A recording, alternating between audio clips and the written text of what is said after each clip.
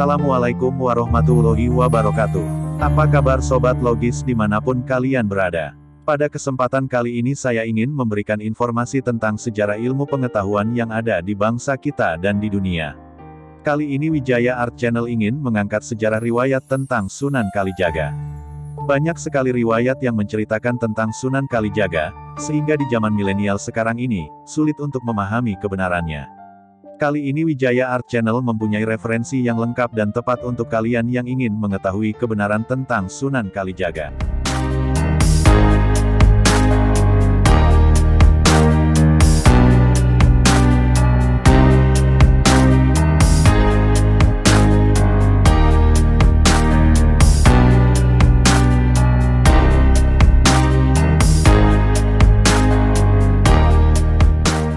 Sira ingkang sinuwun Kanjeng Sunan Kalijaga Waliullah Tanah Jawi langgeng ing bawana carakan.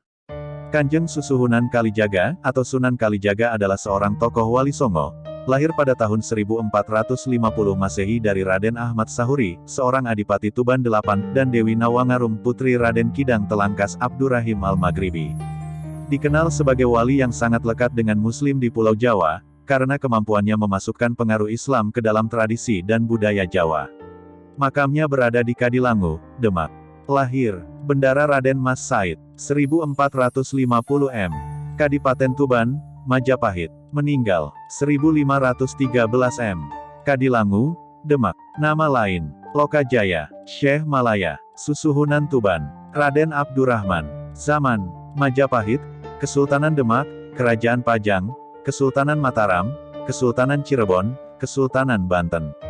Tempat kerja, Kekhalifahan Kesultanan Demak. Organisasi, Wali Songo. Gelar, Kanjeng Sunan Kalijaga. Anggota Dewan, Majelis Dakwah Wali Songo. Orang tua, Raden Ahmad Sahuri Tumenggung Wilwatikta, Adipati Tuban VIII, Bapak.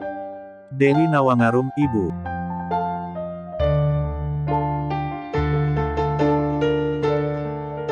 Riwayat, masa hidup Sunan Kalijaga diperkirakan mencapai lebih dari 100 tahun. Dengan demikian ia mengalami masa akhir kekuasaan Majapahit berakhir 1478, Kesultanan Demak, Kesultanan Cirebon dan Banten, bahkan juga Kerajaan Pajang yang lahir pada 1546 serta awal kehadiran Kerajaan Mataram di bawah pimpinan Panembahan Senopati.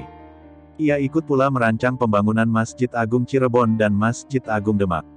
Tiang, tatal, pecahan kayu, yang merupakan salah satu dari tiang utama masjid adalah kreasi Sunan Kalijaga.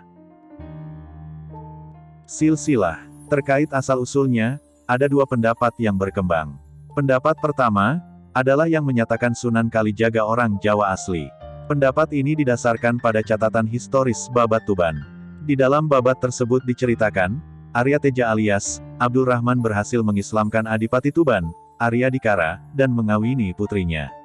Dari perkawinan tersebut Arya Teja kemudian memiliki putra bernama Arya Wilatikta. Catatan Babat Tuban ini diperkuat juga dengan catatan masyhur penulis dan bendahara Portugis Tome Pires, tahun 1468 sampai tahun 1540. Menurut catatan Tome Pires, penguasa Tuban pada tahun 1500 adalah cucu dari peguasa Islam pertama di Tuban yakni Arya Wilakita, dan Sunan Kalijaga atau Raden Mas Said adalah putra Arya Wilatikta. Adapun pendapat yang kedua adalah menyatakan Sunan Kalijaga adalah keturunan Arab. Pendapat kedua ini disebut-sebut berdasarkan keterangan penasehat khusus pemerintah kolonial Belanda, Van den Berg tahun 1845 sampai tahun 1927, yang menyatakan bahwa Sunan Kalijaga adalah keturunan Arab yang silsilahnya sampai ke Rasulullah Shallallahu alaihi wasallam.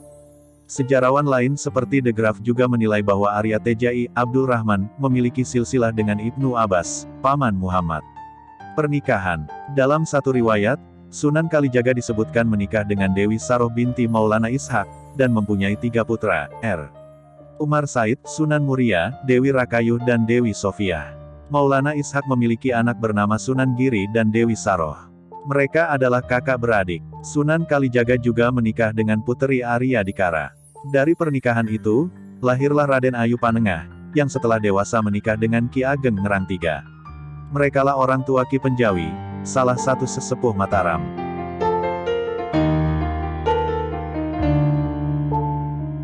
Berdakwah. Menurut cerita, sebelum menjadi Wali Songo, Raden Said adalah seorang perampok yang selalu mengambil hasil bumi di gudang penyimpanan hasil bumi di kerajaannya, merampok orang-orang yang kaya. Hasil curiannya, dan rampokannya itu akan ia bagikan kepada orang-orang yang miskin. Suatu hari, saat Raden Said berada di hutan, ia melihat seseorang kakek tua yang bertongkat. Orang itu adalah Sunan Bonang. Karena tongkat itu dilihat seperti tongkat emas, ia merampas tongkat itu. Katanya, hasil rampokan itu akan ia bagikan kepada orang yang miskin. Tetapi, Sang Sunan Bonang tidak membenarkan cara itu. Ia menasihati Raden Said bahwa Allah SWT tidak akan menerima amal yang buruk. Lalu, Sunan Bonang menunjukkan pohon aren emas dan mengatakan bila Raden Said ingin mendapatkan harta tanpa berusaha, maka ambillah buah aren emas yang ditunjukkan oleh Sunan Bonang. Karena itu, Raden Said ingin menjadi murid Sunan Bonang. Raden Said lalu menyusul Sunan Bonang ke sungai. Raden Said berkata bahwa ingin menjadi muridnya. Sunan Bonang lalu menyuruh Raden Said untuk bersemedi sambil menjaga tongkatnya yang ditancapkan ke tepi sungai. Raden Said tidak boleh beranjak dari tempat tersebut sebelum Sunan Bonang datang. Raden Said lalu melaksanakan perintah tersebut. Karena itu, ia menjadi tertidur dalam waktu lama. Karena lamanya ia tertidur, tanpa disadari akar dan rerumputan telah menutupi dirinya.